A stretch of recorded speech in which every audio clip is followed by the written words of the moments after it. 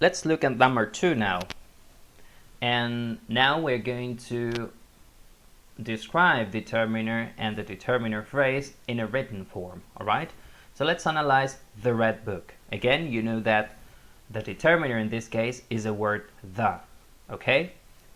So let's describe it in the same order as we did before. The word the is a determiner, and specifically it is a definite determiner. Why? Because it provides specific reference to the noun head book. Okay?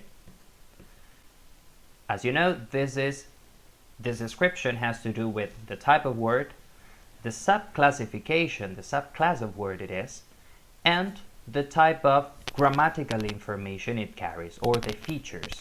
Okay? Let's continue. Morphological criteria, again, are not useful to describe this word because there are no overt or visible affixes attached to it. It is an invariable word, okay?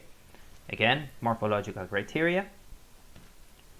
And last, as regards distributional criteria, we can say that this determiner, the, is the head of the determiner phrase, the red book. Okay, and it selects the noun phrase red book as complement. Okay, as you can see there, apart from describing the structure using morphological criteria, apart from writing down the description, you also need to include the structure of the determiner phrase, as you can see there at the bottom. All right, there is a determiner phrase whose head is the definite determiner the, and this determiner selects the noun phrase red car as complement. Okay, see that this noun phrase contains the adjectival phrase red. Okay, so the adjectival phrase red is part of the noun phrase that is the complement of the determiner the. This is very important. So we have already presented a description using a chart. Then in the case of number 2, we presented the description dividing each of the sections of the answer. And now for exercise 3, we are going to present you with an ideal or a model answer, all right, in which all the information is integrated into 1 or 2 paragraphs. All right, so let's see. We are now analyzing an interesting book on astronomy, and we have recognized that an is a determiner. So the word an is an indefinite determiner.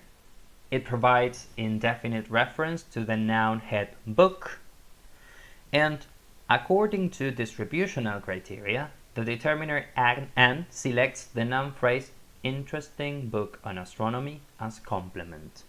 All right? But what happens within the noun phrase? Well, you know that the determiner selects the whole noun phrase, and within the noun phrase there are other phrases as well, other constituents, okay? So you may continue your description as follows. The adjectival phrase interesting and the prepositional phrase on astronomy are also part of the noun phrase, okay? But they have different syntactic functions. The adjectival phrase functions as a pre-modifier. Okay, it pre-modifies the noun head book, whereas the prepositional phrase on astronomy functions as a complement of the noun head book. Okay, so the pre-modifier and the complement are attached to the noun head book, and that is why altogether they form a noun phrase.